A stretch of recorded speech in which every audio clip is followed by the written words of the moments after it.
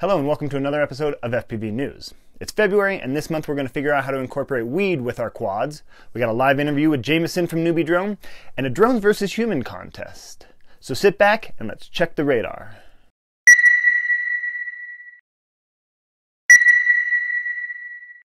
To start off in FPV news today, I wanted to talk about Newbie Drones. They're constantly dropping new products left and right, and this year is no exception. They have their new B-Brain Lite, their SMOOVE ESCs, and a new RX diversity receiver.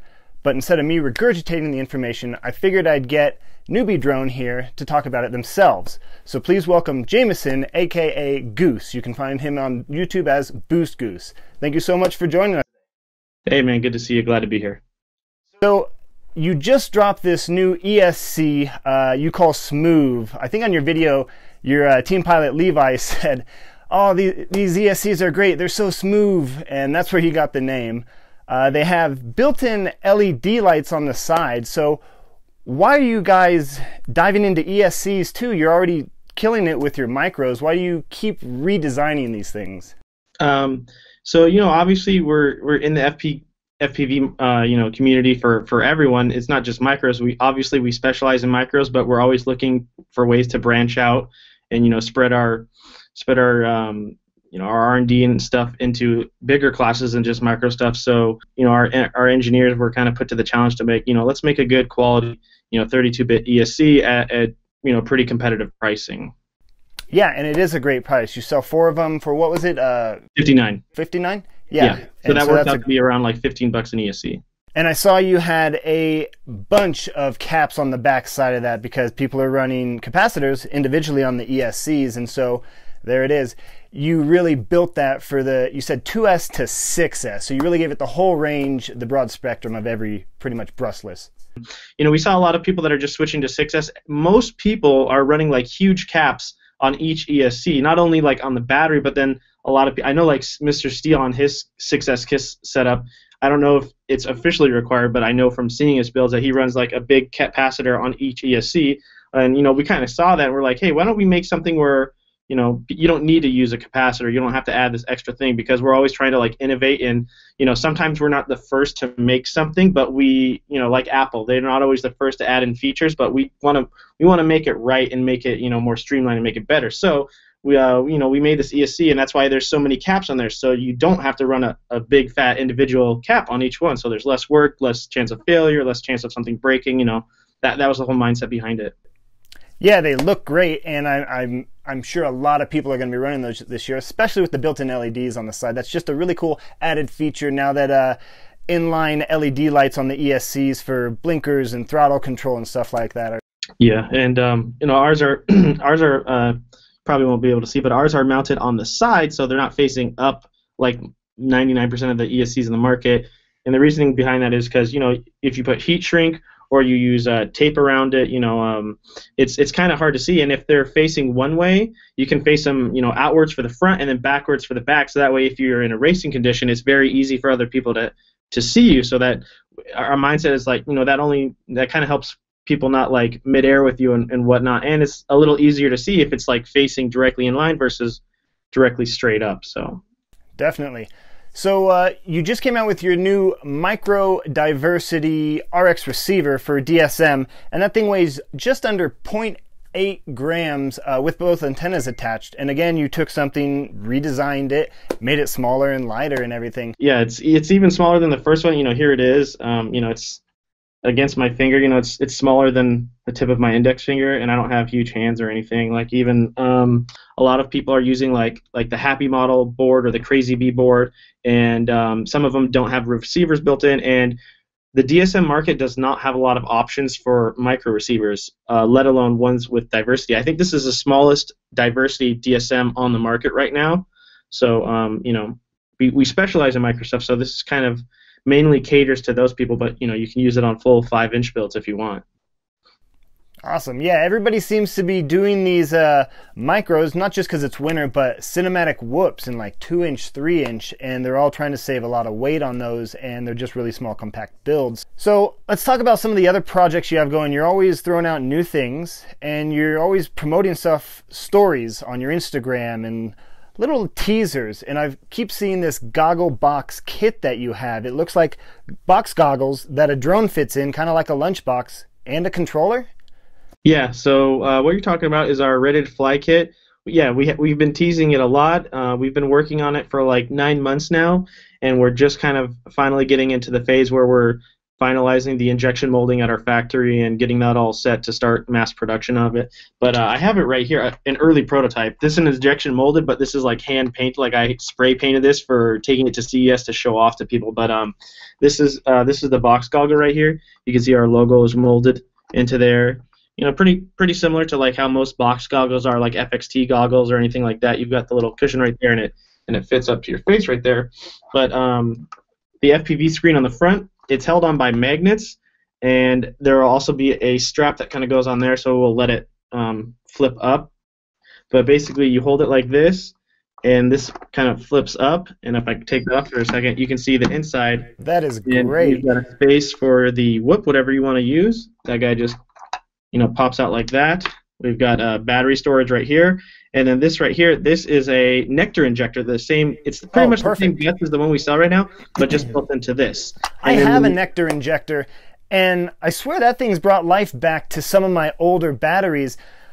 It's funny you say that. So on LiPos that are old enough where the voltage is too low for most chargers to read it, our charger will actually identify that there's such a low voltage, and it'll start trickle charging them to bring dead LiPos back to life.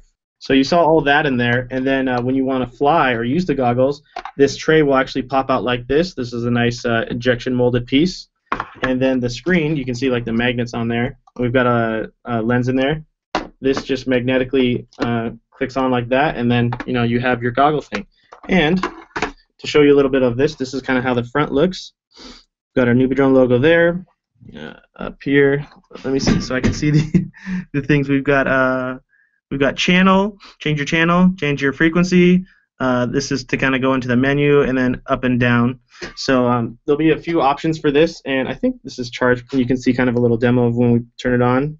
Get the Newbie Drone logo. That's great. It looks really clean. Yeah, and the cool thing about this is it's got auto scan feature, so you'll just click the channel, hold it for 2 seconds, and then auto scans, and it's super quick. It's like one of the quickest auto scanning. It's like 2 to 3 seconds, and it locks onto whatever VTX signal is the strongest. So it's very good. We actually use this for like all our DVR testing because it's so much easier to use than like the FXT stuff that's out right now. Because almost all the FXT screens, you got to plug in an adapter that goes to like an XT60. And ours has a built-in battery, and it charges via micro USB right there. So very simple to use this and charge it. And then, aside from it being the goggle screen when you fly, you can always take it off and just use it to watch or have other people look at if you have a pair of fat sharks or something like that and you want them to be able to see what you're doing as well. It's going to be the remote, a B-Brain light, like a fully built B-Brain light, 4 batteries, the goggles, and it comes pre-bound as $199. That's amazing. That's a really cool kit, and to put everything together inside the goggles also is great. Once again, Newbie Drone's taking something and just reinventing it and just trying to streamline it and make it better. You guys are constantly pushing it, and we absolutely love all the products you have coming out. So thank you so much for joining me today. Do you have anything else you can hint at or any special projects you're working on? Yeah, so another thing unrelated to the Ready to Fly kit, we do have a micro brushless setup coming out in a month or two. We're going to have one that's for freestyle and racing, and then we're going to have a separate frame that's for CineWhoop. It's going to use the same brushless board, but we're making 2 separate frames because we tried making a CineWhoop that does everything, but when you add on all the Cine stuff, it's super heavy, and then it's not competitive in racing or freestyle. So we're like, instead of making one that does everything that kind of has all these downfalls in certain areas, let's just make 2 that are dedicated for one or the other, because most people that are doing CineWhoop, they're not going to want to take this HD rig and go like balls out racing and stuff with it, So we want, one that's great at each, subject. That's amazing. I had no idea you guys were working on one of those too. Everybody else is putting them out there like Tiny Whoop, so it's great that you're putting one too. Your products are amazing, and they're really robust and solid. Your cockroach frames can handle a lot of crashes, and so can your boards. Thank you so much for joining us. You have some great products, and we look forward to seeing them all in the future. Thanks for having me, man. Glad to be here. Next up, we're going to talk about a new innovation in the carbon fiber industry. But whatever you do, do not tell Bong Slide FPV. That guy's already smoking his motors. I don't know what he's going to do with the whole frame. But Quantum WHIPZ and FPV Militia have teamed up to create a brand new frame made from the cannabis plant. Similar to what hemp is, they take the woven strands and put it in a resin. Early tests have showed it to be a little lighter than carbon fiber and just as strong. They're still playing with the resin mix, so it may not be lighter, but it does come in different colors like white, and they're playing with different dyes. It's non-conductive, so you can mount the flight controller and ESCs directly to the frame, and it should have no frequency dropout. If you're looking to pick one up, go check out Quantum WHIPZ or FPV website and sign up on their mailer list. They'll be selling 100 frames around the March-April time, and it should come with a certificate that says these are the very first cannabis quad frames. Up next is Foxier, and they have a new VTX they want to showcase, the Clear TX2. This VTX does have a lock-on technology that they're advertising. It weighs 6.3 grams, can take 2S to 6S power, and has 25, 200, 500, and 800 milliwatts power. It does have smart audio, and right now comes with an MMCX plug for the antenna, and a UFL will be coming soon. Are you looking for new ways to show off how much of a nerd you are? I know I am. Well, then check out SUPR TECH if you're looking for some fresh gear. They have a bunch of drone-themed t-shirts, pilot-featured art, as well as sci-fi-inspired themes like Akira and Battle Angel Alita. They also have a bunch of other things on their website like battery wraps. So if you're looking to accessorize, go check out SUPR TECH. And if you look in the comment section down below, you'll find a discount code for 5% off using the word FPV News. Next, I'd like to talk about an event that has a really good cause behind it. You've probably heard of Michael Phelps swimming against a shark. Well, now runners are going to be going against a drone. Planet FPV is helping host Man vs. Quad. 20 of the fastest runners in Quebec will square up against a race drone. The race drone will have to go through an allotted course, while the runner sprints down the track. At the end of the event, we'll see who's faster. The best part about this event is all proceeds go towards helping fight the victims of multiple sclerosis. I'm sure we all know somebody that has been trapped in their own body, and drones are a great way to help them live through the eyes of something else. So please go check out Planet FPV and offer your support. And now for our community connections, I want to talk about 360hobbies.com. They have some great frames, from the Viper to the Heckler to the 3-inch Tiny Tank. They also have some amazing motors. I used them last year and they did great. I didn't do great, but the motors withstood all the beating I gave them. They also sponsor a local pilot, local to me. His name is CHEWY, FPV. Yeah, that CHEWY. He's 17 years old and he's been flying for 2.5 years. He's a real nice guy, very humble, and he's a killer pilot.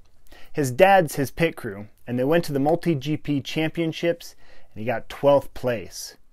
We're very proud of him, so make sure to give him a subscribe because you'll be seeing a lot more of CHEWY in the future. Before we finish out in FPV news, I want to give you some more tools to keep you at the top of your game. Let's talk about QUADINSIDER magazine. Yeah, people still make magazines. They also do in-depth builds, interviews, and stories from the industry. They're a Netherlands-based company, but I did talk to them and they said their very next print will be in the English, Australian, and American market. So, go check them out if you're looking for even more FPV news. Now it's time for the giveaway. Last month, the 5-inch frame was given up, so we still have the 2-inch cream puff frame with the FR Sky Micro receiver, and Jameson from Newbie Drone is going to donate their DSM V2 receiver if that's what you need. We also have the Drop 6 motors from Drone Drop, and I have lunchboxes to give away. Don't boo me, I didn't make them. I know the whole drama surrounding it, and I was kind of involved in it too. Lost a little bit of money, but I have some extras and we might as well just give them away. I personally fixed the internal battery, the power regulator, and the diversity, so they work great. All you have to do is comment and subscribe to my YouTube channel, please. I'd appreciate a share also to help me get out there, but it's not necessary for the contest. Thank you so much for watching again, and keep ripping packs.